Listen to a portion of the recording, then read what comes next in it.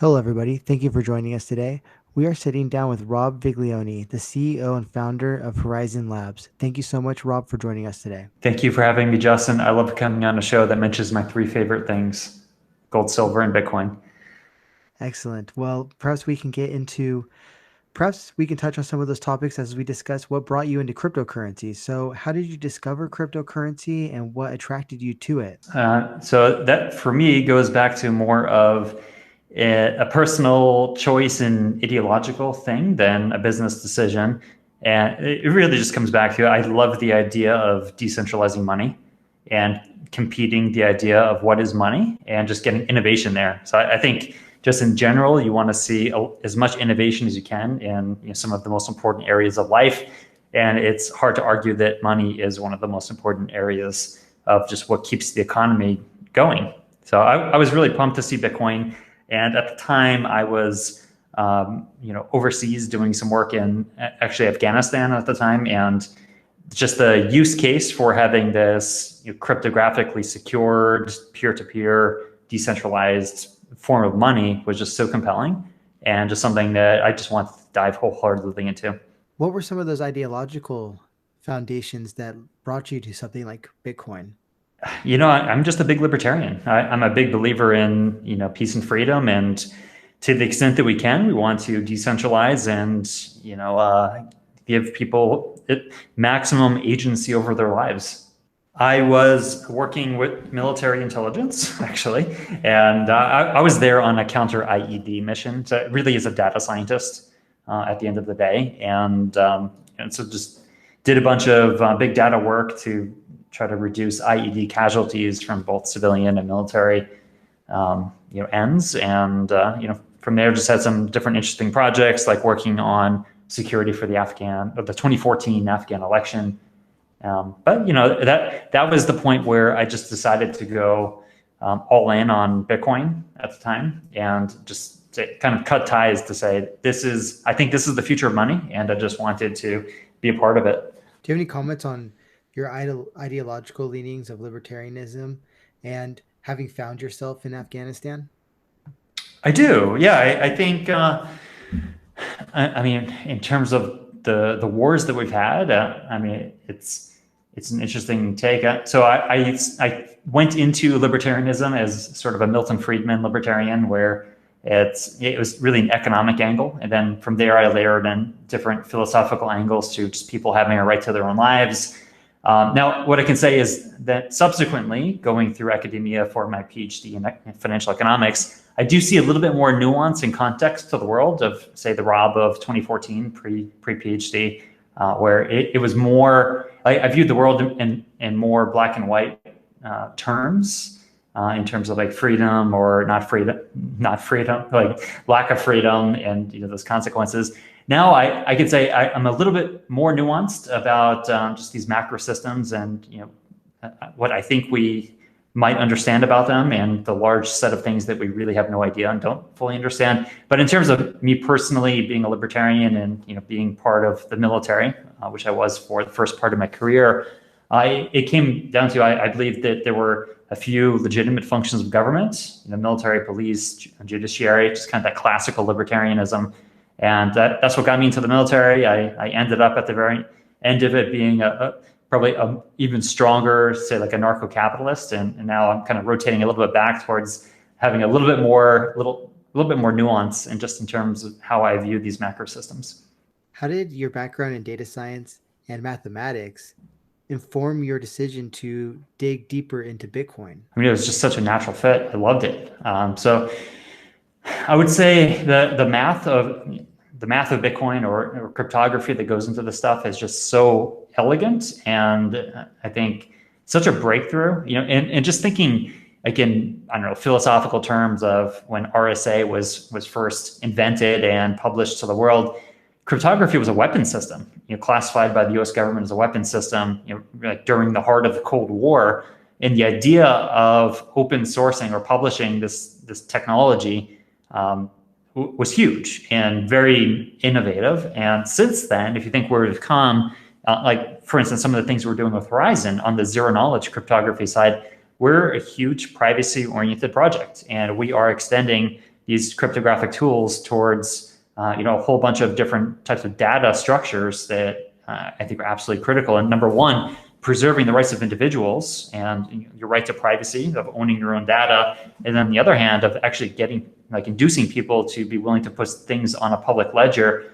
Cryptography is absolutely critical. Math is at the heart of that. And for me, it was just this kind of natural fascination with it all that led me into it. Could you kind of speak to, as an expert, the history of cryptography, the precedents before Bitcoin, and how it's kind of changed the world? Like, if I had to, off the top of my head, say one thing for certain, I would say that Bitcoin has really introduced the layman, if you will, to concepts about game theory. But in your view, can you tell us a little bit about the history of cryptography in the context of the Cold War or otherwise, and then how it became Bitcoin? Yeah, sure. And maybe even layer in some game theory to it, because at the end of the day, we're building decentralized systems. And maybe following us, I can talk about where I think the real core value prop is for these public blockchains.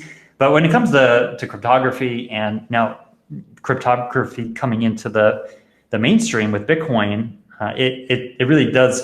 It stems from a long legacy of kind of an antagonistic legacy of cryptographers, mathematicians, academics. They were inventing just this really groundbreaking stuff that empowers individuals to do things like communicate with each other in a way that is actually protected.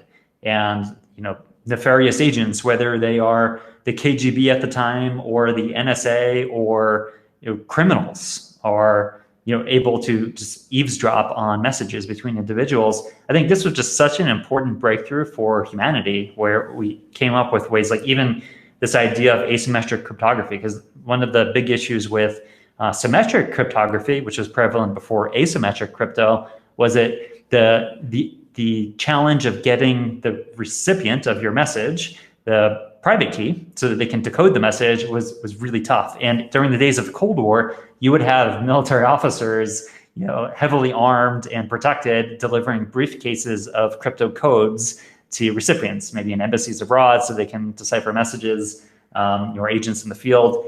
Very challenging. Now, the types of things that we do on our smartphones implicitly without even realizing it, like when we send a message and it's an encrypted message from like some block cipher or some other just messaging protocol for encryption.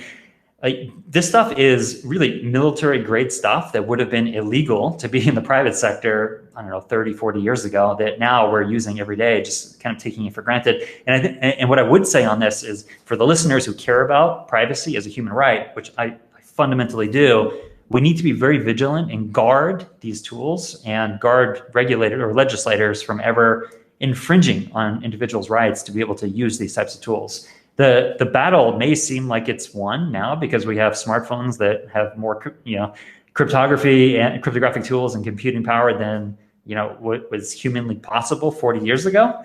But the battle is not won at all. So we have to be constantly vigilant on just our right to privacy.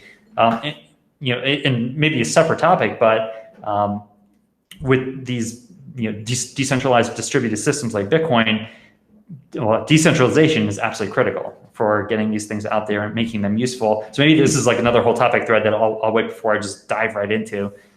But there's a ton of game theory and math behind that as well. No, please, what's on your mind? Okay, so what's on my mind is the way I look at Bitcoin and public blockchains in general is the real value proposition for them is providing information integrity at the end of the day. And with Bitcoin, the information that you're providing integrity for are value transfers between individuals. And by removing middlemen from this is a huge innovation, and particularly being able to do this in a digital environment where you prevent counterfeiting.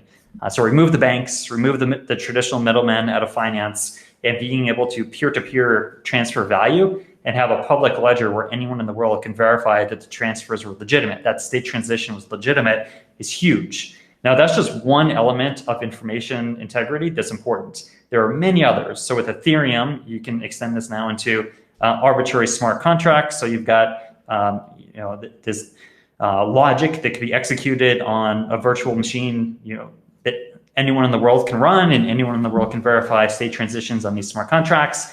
But there are still other things that we may want to exploit on a public ledger, like other types of information that you want to put there. And the important thing here is that we have a public ledger. So it's decentralized, they're permissionless, anyone in the world can verify information that's going on there. So this is really what we do at Horizen, is we extend the set of things that people might be willing to put on a public ledger, because we use advanced like zero knowledge cryptography, these ZKPs or zero knowledge proofs, which basically allows people to obscure the information that they put on a ledger, but still do things with that. So information is encrypted. No one can go there and see exactly what the underlying information is, but they can still do mathematical operations on that information, like proving reserves exist, proving that an invoice was actually paid or not paid, and those types of things that I think with the early days of Bitcoin, these were not the types of things that we could actually do technically. But now, technology subsequently, and especially technology that we're working on, opens up in a really big way the types of things that you can now start putting on a public ledger and taking advantage of. What are some of those types of things?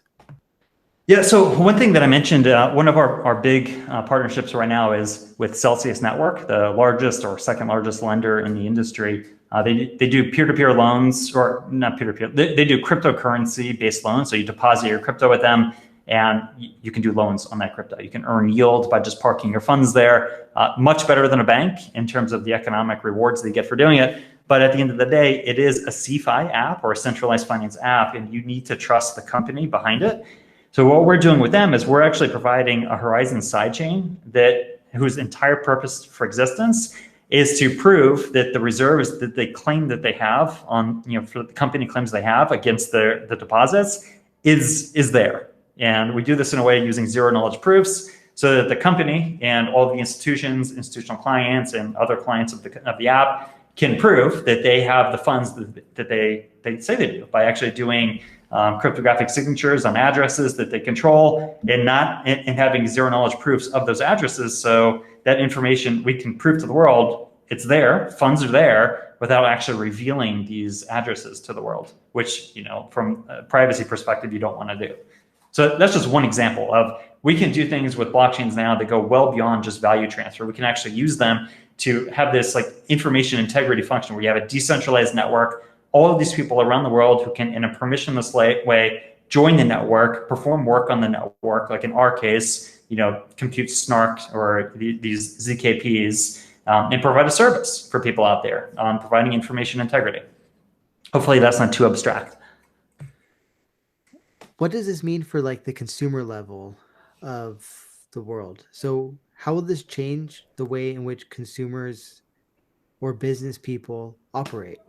The big picture at the end of the day, if we do our jobs right and we really succeed, we're flipping upside down the, say, 1990s and 2000s Silicon Valley business model of creating these massive open systems that, well, maybe not open, open's the wrong word, but these platforms where participation is, say, nominally free, but all of the information generated on these platforms now has tremendous value. And in our world, if we're successful, we're flipping that upside down and saying individuals can own their own data and do what you want with it. You can choose not to disclose that data to marketers, to companies, or you can choose to monetize it, or anything in between, maybe some combination. But at the end of the day, it's all about removing middlemen and really empowering individuals to have agency over their digital footprint. What impact will the developments in cryptocurrency and Bitcoin have on cryptography or game theory? It's huge. So absolutely huge, because the blockchain industry is probably now, I would say, one of the fastest growing employers, say, of mathematicians, cryptographers, game theory economists, applied economists, people that are looking for alternative careers are being generated in our industry. And what this means is a large flow of economic resources to subsidizing these fields. So, if we think about the macro picture and fast forward 5-10 years, what we're doing in this industry is creating a massive demand for these types of skills, which should recursively flow back to, the choices that people make when they enter grad school. Do you study, one field of applied economics, or do you study applied cryptography applicable to our industry? I think these are the types of things that over the course of say like 5 or 10 years will have real impact because we're creating fantastic economic opportunities and a brand new source of demand that's just exploding for these types of skills. What has Bitcoin taught us about cryptography or game theory that we maybe didn't know in 2007? Well, it should make us more humble. I think that's for sure. In the sense that we are doing so much experimentation across the board. I mean, there's thousands of projects in this industry, and I know that there are philosophical, like there's too much tribalism, and from my perspective in this industry, I joined Bitcoin because I loved the idea of kicking open the competitive landscape on money, but then I started extending some of these ideas outside of just money transfer and value preservation. And it's just a shame that you have this tribalism where people get so integrated or in a particular project, whether it's Bitcoin or Ethereum or any of these other projects out there, and there are thousands of them now. And I think we have to realize that everyone that's coming in, what's different here is these are not traditional open source projects like Linux. They're like Linux on steroids because you have tokens, coins, massive economic interests or vested interests where you become part of a project. It's not like you're just a fan following a project, maybe using some software. You're also implicitly a big investor in these projects if you're investing in the coins and tokens. So you have a lot of convoluted interests. And what I think is great is because we have all of these projects, we have so much innovation going on across the board. If we have thousands of projects, that means hundreds of dimensions of things that we could do permutations on to experiment are being done. So everything that is sort of interesting is at least being tried right now. And of course, we'll see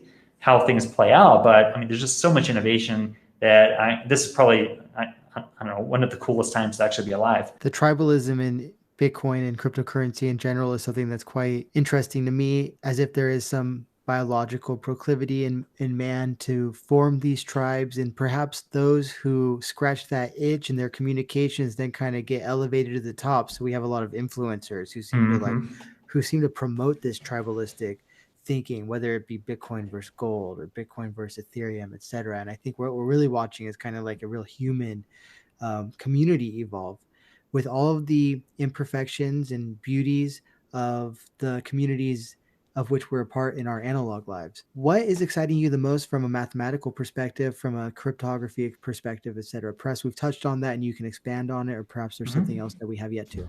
Zero knowledge proofs, ZKPs. So like I said, the value prop for public blockchains to me is information integrity. And the idea that people would be willing to put private information on a public ledger, even if it's pseudonymous, like Bitcoin is pseudonymous, meaning that you have a public key that's broadcast to the world. Well, that's a huge step forward in the direction of privacy because it has induced many people to participate in this peer-to-peer system to feel reasonably comfortable. But like anything, these industries evolve, and now there are extremely sophisticated correlation analysis tools that can actually correlate these pseudonymous public keys, public addresses to individuals and to their identities. And as soon as you do that, if you can link at some point in time, maybe it's not today, maybe it's 5 years from now, your identity gets linked to some public addresses. Now the entire world can see everything you've ever done, with those addresses, and all of the links between all of the transactions that you've ever made using that address can then be reversed back, and people can see exactly what you've done with your history. So what we've realized, and Zcash was really the pioneer of bringing the ZKP tech to market, and subsequently we've been working on just extending that into arbitrary data structures beyond just coin transfer, is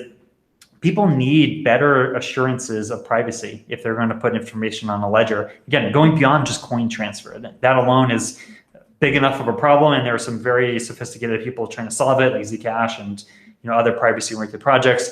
We're going in a different direction with ZKPs, which I think are absolutely critical to bridging real-world applications into these public ledgers. And interestingly, so we're very huge proponents of public blockchains, but even having private blockchains, consortium chains, or things that you do on a private network, you can still use our tech, for instance, and use ZKPs in our tech and just produce proofs of what happened on these private ledgers or these private networks, and the world can verify that what happens. An example here would be, say if we were to work with a government in, I don't know, say Latin America, where maybe property rights aren't the most stable, and maybe a claim to title on property is not 100% guaranteed. Well, we can do something like have a public ledger that we preserve the privacy of individuals who own land, but we can still prove that people own that land without revealing anything about the identity or the plot characteristics of that piece of title. So this is the type of thing, I think, the missing link. These zero knowledge proofs are the missing link to massively extend the types of things that people are willing to start building applications to work on public ledgers.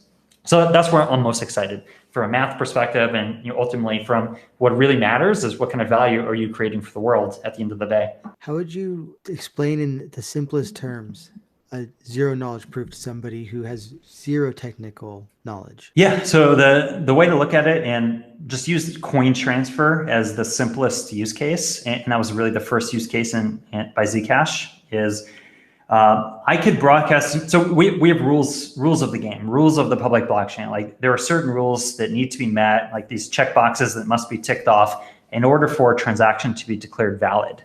And some of these rules could be things like I have the private key of these funds, and you have a valid address. So I'm sending, Rob sends Justin some coin, some Zen, and we have a whole set of checks that need to be run through it to say a valid transaction has occurred. In the world of Bitcoin, all of these things would be completely public. Your address would be public. The amount of Zen that I send you would be public. And this could be something that works for many people in many use cases. But on the margin, I think there's this demand for greater privacy, in particular as we have the advance of the greater, not decryption tools, but more correlation analytical tools that can actually correlate and say, look, this is a pseudonymous address, but we've correlated this address to Justin. And then everyone can see Justin's transactions going forward, back in time, or anything you do going forward in time. So for us, we can look at this type of transfer with zero knowledge, and that the world can verify that a valid transaction has occurred on the network, but no one would be able to see anything happen. So all you see, if you go to a block explorer, and this is like a graphical interface where you can see what's going on a blockchain. If you see a block explorer for Bitcoin, you could see Rob sent Justin, 10 Zen, and here's Rob's address, here's Justin's address. The names aren't there, but the addresses are there, and you can see the amount that was sent. In the world of zero knowledge proofs, you would just see, boom, a blank transaction has occurred on the ledger, so the world knows a valid transaction occurred. No one can see under the hood, and no one can see that was Rob or Justin, and no one can see how much I sent you. So that's the simplest way of describing a zero knowledge proof, is that you can prove that something's valid without actually revealing the underlying data. Now, taking this one step further, and we had one use case with Horizen working on digital invoicing. So the use case here is we can prove to the world, in particular to regulators or tax authorities in a country that are actually need tax information for public records, and you can prove that an invoice has been paid without actually revealing anything about who paid the invoice, who received the money, or how much money was sent.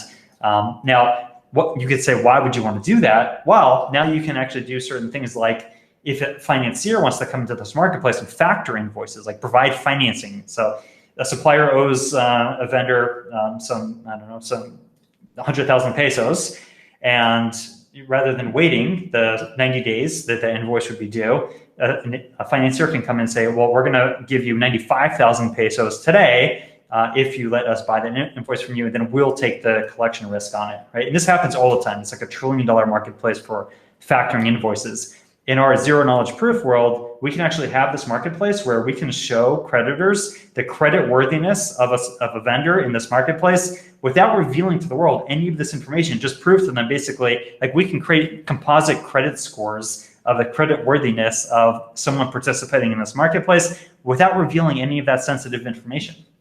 So it just blows open the door for so many other use cases. What is the world of mathematics thinking when they look at cryptocurrency and its advent as well as its impacts? It's probably split. I would say with my assumption would be you have people that probably are, from say the pre-cryptocurrency world, just, had a hierarchy, had disciplines, sub-disciplines within mathematics, had different research that was ongoing. All of that hit a shock when Bitcoin came around. And then when all of these other cryptocurrencies and blockchain projects started having this massive demand for cryptographers and applied mathematicians, this was a big shock, and probably a big shock to academia and a big shock to the labor market, because pre-Bitcoin, there really wasn't this type of demand for applied cryptographers. There always was, like in tech companies that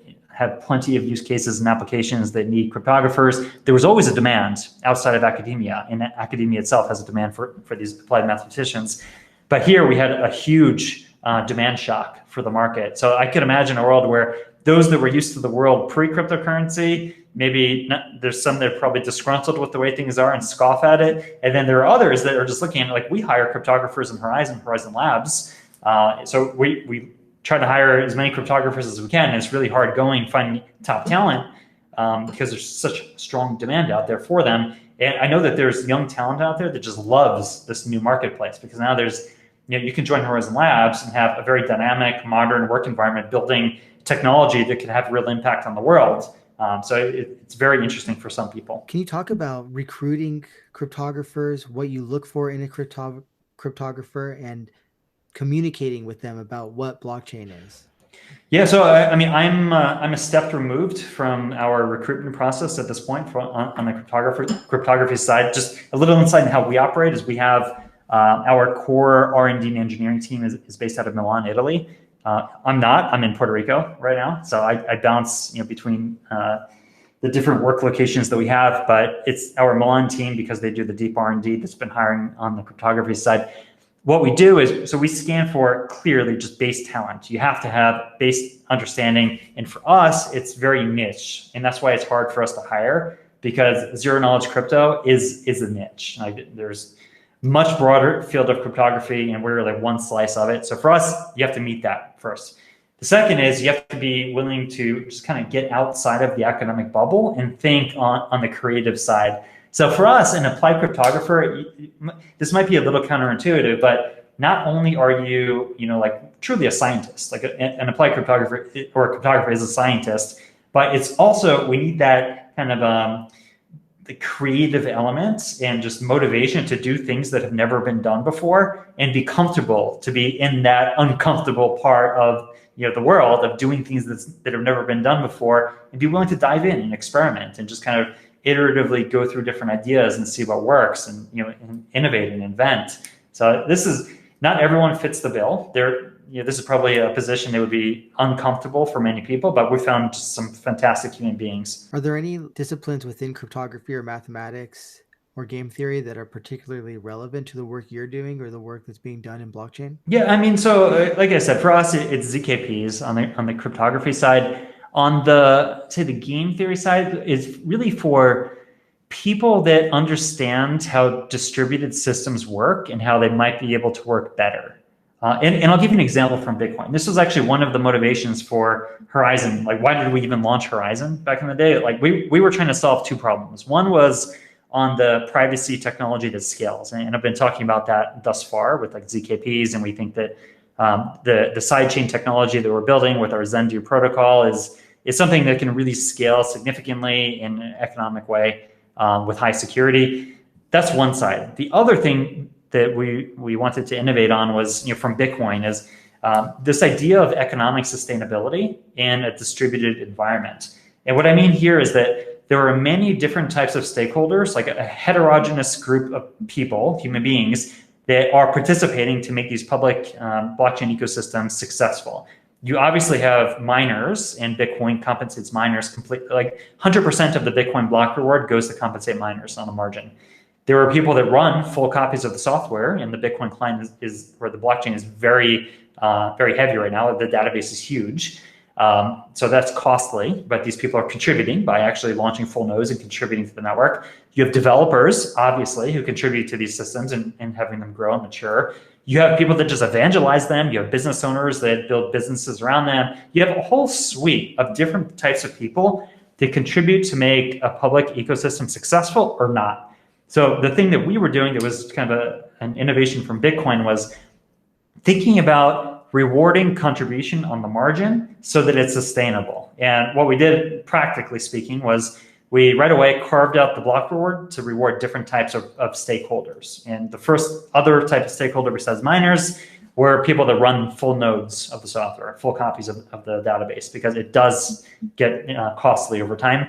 And that was a phenomenal success. So by carving out 20% of our block reward to subsidize the infrastructure of our network itself, we have the largest and most robust infrastructure in the entire industry. We have over 45,000 full nodes on our network that we actually enforce quality standards on. So we know we have 45,000 high quality computers around the world that are running our software. So we have the most resilient, most distributed, widest, always up network in the industry. And by the way, you can compare this against other projects that are worth billions of dollars more than us that have like a couple hundred nodes on their network. And by the way, most of those are run by their foundation anyway. So for us, this was like one huge innovation. The other innovation was just from like economics, like imperfect contracting theory, is anything that you don't know in the future that's kind of like fuzzy, like if you have a set of real options and you can't hard code this stuff today, you can't pre-write a contract for. And by this, I mean, I don't know exactly what the optimal spending set of projects that we ought to spend on as a network 5 years from now. So because we can't pre-program these things, we can't write smart contracts that automatically distribute funds. So what we do is we have 20% of the block reward goes into a treasury pool that the community influences. This works through a foundation, this is a nonprofit, community influences, and we decide how to allocate resources to grow the network, to do things like software development, to do integrations with other partners, so we can get get us integrated into the industry and different infrastructure. There's a lot of things that go on, but I mean, this was really the big thing, was getting the economics like better necessarily than just say V0, which was Bitcoin, which is, by the way, is phenomenally successful. I'm not bashing Bitcoin in any way, but there's obviously a lot of room for innovation.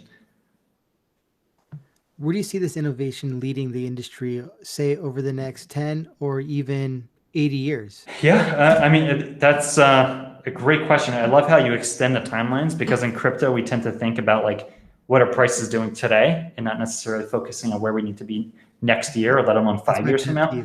Yeah, exactly. Same here. And I would say one thing that's kind of dinged us as a project, and why probably more of your viewers don't know of us yet, is because we've been really heads down focusing on getting our infrastructure right and getting our code done right and actually deployed before we start hyping the project.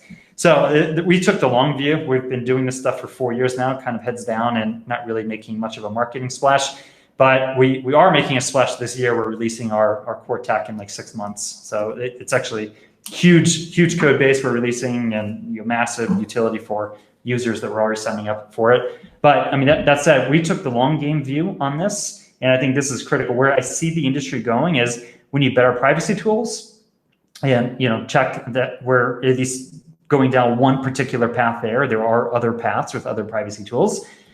We need better economics, because, and here's one thing that I'll say is a bit of a pet peeve from like the Bitcoin maximalists who think there can only be Bitcoin. There's only one chain to rule them all. It's going to do everything. I think it's just nuts. I think what we're going to have is we're going to have a marketplace that has some segmentation based on function. You're going to have some blockchains that are optimized to perform some sets of functions, and they work really well for that, and they carve out part of the competitive space for themselves on these functions.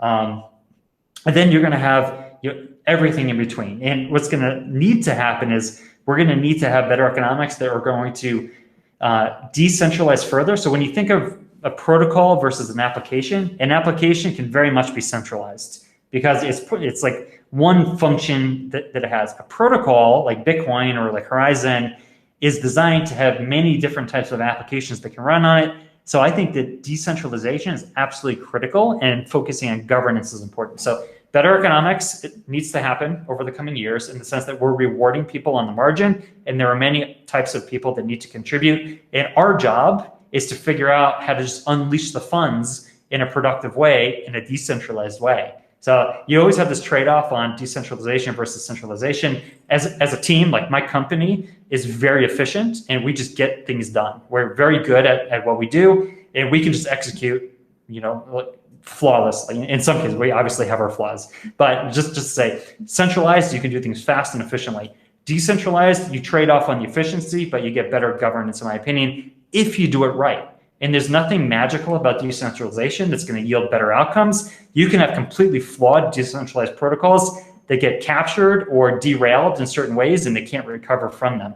So what I think we're going to see is a lot of innovation in the industry on trying to push the boundaries of decentralization. What can we pre-commit to in smart contracts to kind of automate more of these fund flows to incentivize decentralization? We need better privacy, and ultimately we need better governance of all of these things. We need to figure out a way to kind of coordinate many millions of people around the world to participate in these decentralized systems in a way that doesn't have a God figure or a central authority that orchestrates everything. We need to figure out how to do this in a decentralized way. And quite frankly, we haven't done it at scale yet.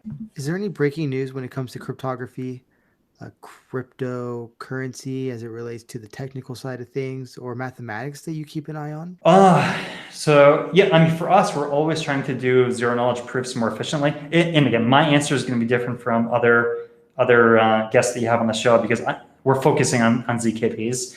So we're obviously always focusing on how do we get these computations done more efficiently, faster, because we're trying to do, as an example with our sidechain protocol, every transaction that gets broadcast on any given sidechain has a zero knowledge proof computed on it, right? So for those ZKP nerds out there, we do snarks for every transaction. A snark is computed, and a proof is then pushed up the chain, and we do Merkle trees for all of these transactions, just like you would on a normal blockchain. But for every transaction, there is a zero knowledge proof generated, and then we have proofs of proofs generated. And you can think about this kind of composition of proofs all the way up the chain, up to the block level, and we have proof per block. So all of these things, not to convolute it, are extremely computationally intensive. So what I'm looking at, what my team's looking at, are constantly how do we do efficiency, say like engineering efficiencies. Once you get into like a ZK circuit, can we do accumulation within the circuit so that we have more efficient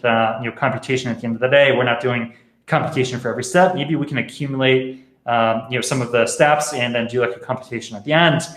There are other just new mathematical curves that are being invented all the time. In fact, we've invested in trying to get mathematicians to invent new curves that we can use, cryptographic curves that might be able to do things more efficiently for what we need done. So we're always keeping an eye on this stuff, always keeping a pulse on what's the latest state of the art in this kind of subfield in the industry. And I imagine that those that are working in other projects have their own things that they're constantly tracking. For those who are not technical at all, could you define a snark or explain what one is?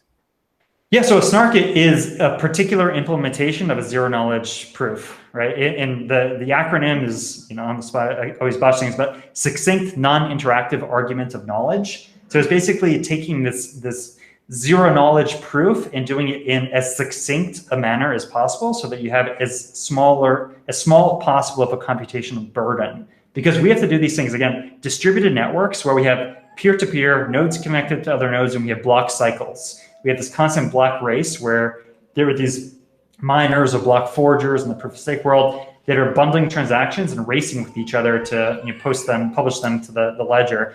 So we have very finite block cycles where it's a race to get all these transactions in there. So we need to do things really fast. And snarks are just one implementation type of a zero knowledge proof that happens to be computationally succinct, like the name implies, so that it has less of a burden. We can actually do it on a public blockchain. And this, by the way, snarks were the zero knowledge implementation that Zcash took when they launched. How about a Merkle tree? How would you describe that to somebody who has zero technical background? So a Merkle tree, I would just say, is a way of it's having a database that it's a compact form of database that anyone in the world, given some inputs, will be able to verify that some transaction is part of it. So if you look at how a Merkle tree is formed, you can take two transactions, broadcast to the network, we hash each of the transactions, and then we do a hash of each of these of the combined transactions. So in computer science, we concatenate the two transactions, and we hash that concatenated transaction. And then we do this basically in pairs. So you can break all transactions broadcast to the network at any given period of time. you break them up into pairs, concatenate the pairs, hash the concatenation, and then you do that at the next level. You take the hash concatenation of pairs, and you take another hash concatenation of pairs, then you concatenate those, and then you hash that, and so on and so forth. At the end of the day, if you do this for the broad set of transactions that were broadcast to the network, you can, at the end of the day, have a single hash that includes all of the information that was hashed and aggregated up into it.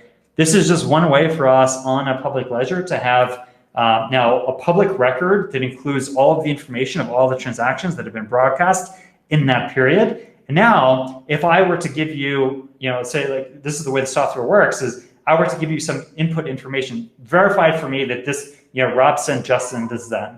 Well, we can take that information and verify that it's part of that Merkle tree. So it's just one way of keeping information compact and making it available for the world to verify.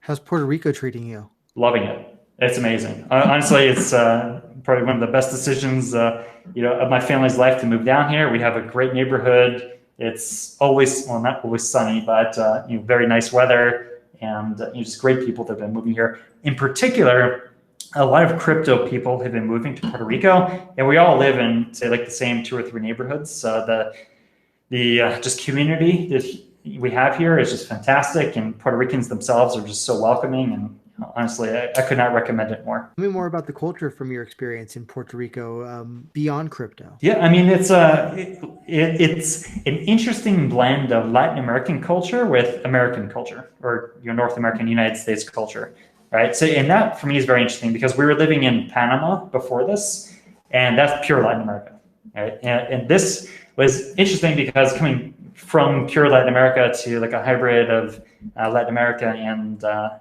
American culture is, I think, from an American's perspective, like optimal. Like it's really cool because Latin American culture is very warm, welcoming, inviting.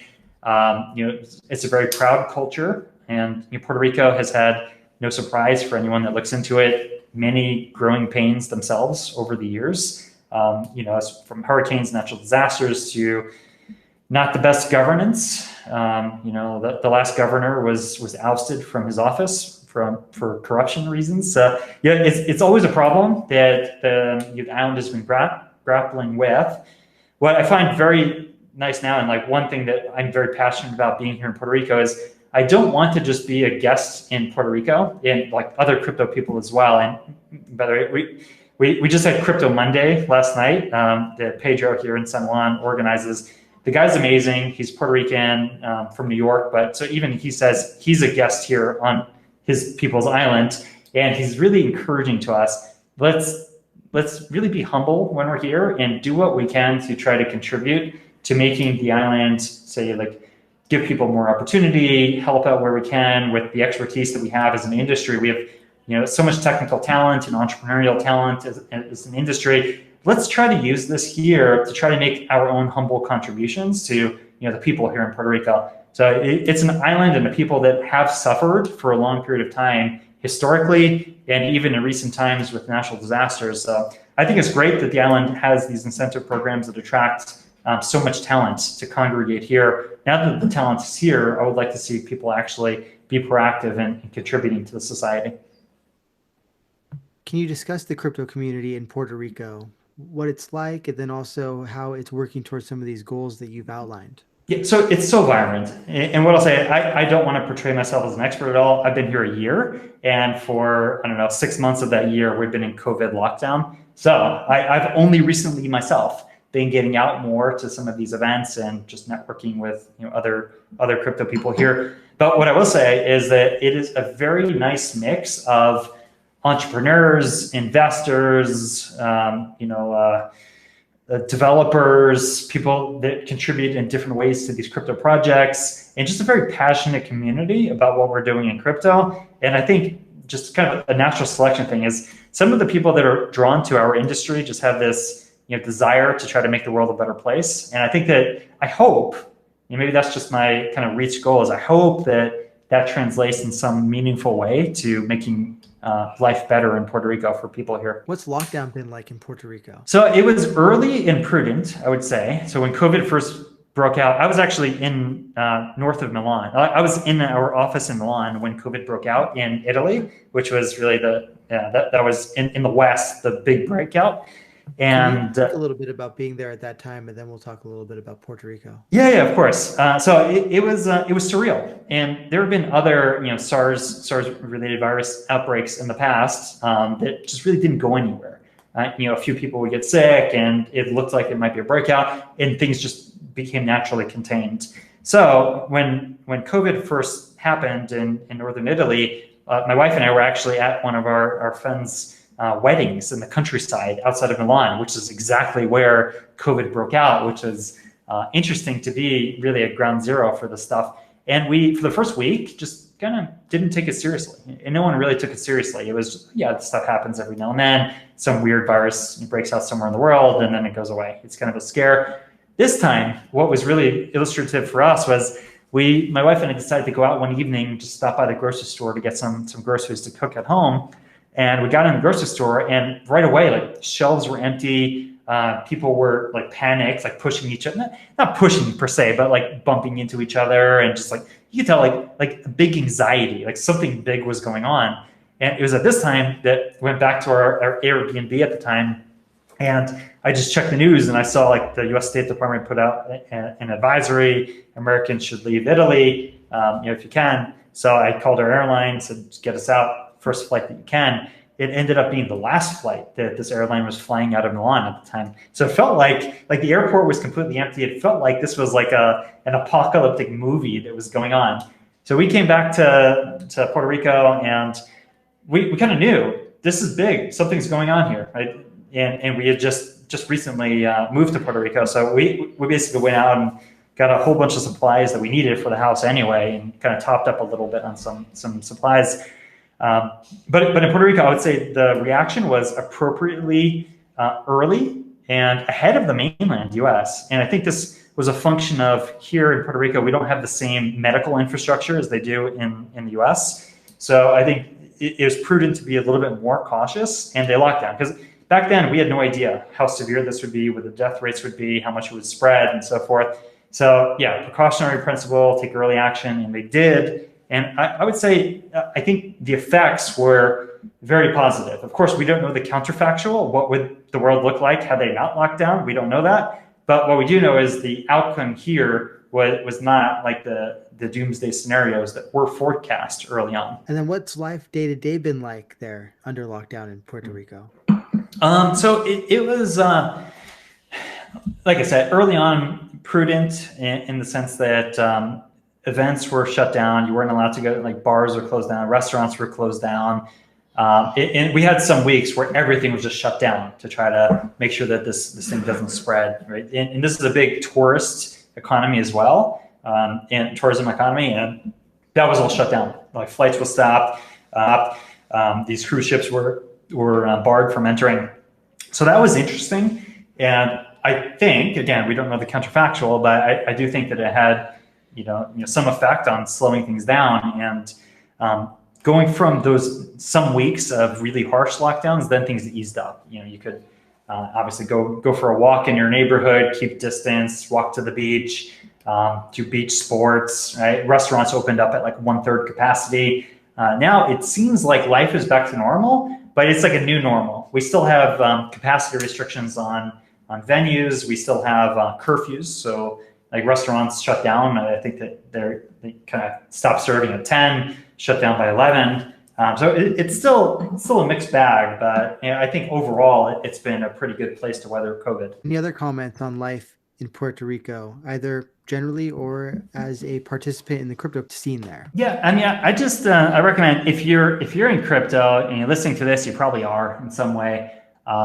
It's worth at least coming out here. And even if you just come out for a little vacation and you come to 1 or 2 crypto Mondays, and you just kind of meet and greet, get to know different members of the community here, I think that's just a fantastic thing to do, a no-brainer. And maybe you'll get tempted enough when you come here and see how cool it is living in Puerto Rico. Maybe you'll want to come in and join us. What is next at Horizen? Okay, we have a few really big launches in the near term. One is a DeFi launch We're really happy about this. Going to happen in the coming weeks. I think like in a week or two.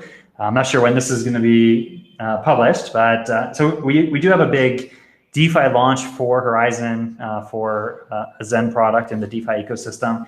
And we have a few really big partnerships that showcase our technology and practice that are going to be announced that I think are worth paying attention to, not from like a FOMO generating perspective, but more pay attention to the tech and the application of the tech in these use cases, and you'll see where the product paths are kind of evolving here from our decentralized sidechain technology, which, by the way, for those that track the crypto industry, you could think of our tech as like Polkadot, but replace validators that cost you millions of dollars, and you have to hope that they're not going to be 51% attacked. Replace validators with zero knowledge circuits. So basically, get the humans out of the loop and put a cryptographic circuit in there, which we think is much more scalable at much lower cost. Cost should collapse. Like there are auction environments where some, and I'm not picking on Polkadot, it's a fantastic project, but some of their validators are costing tens of millions of dollars to be able to have the right to run a validator.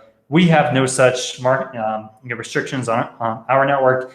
Any number of sidechains can be launched. Let's take our SDK, replace these expensive validators with a cryptographic circuit. That's a really big deal for us. Now you can see the news that we're going to announce in the coming weeks are specific use cases with specific high-profile partnerships where you should pay attention to how we're using the tech. Fast forward some months from now, and you're going to see the actual core technology you're going to mainnet. So what we've been doing so far is building these use cases and POCs with our beta product on a parallel testnet. So we're finishing development on the full product, or say like the first version of the full product this summer, and then following the rigorous code reviews and audits and find fix and testing, all that stuff, getting that to mainnet is happening this year.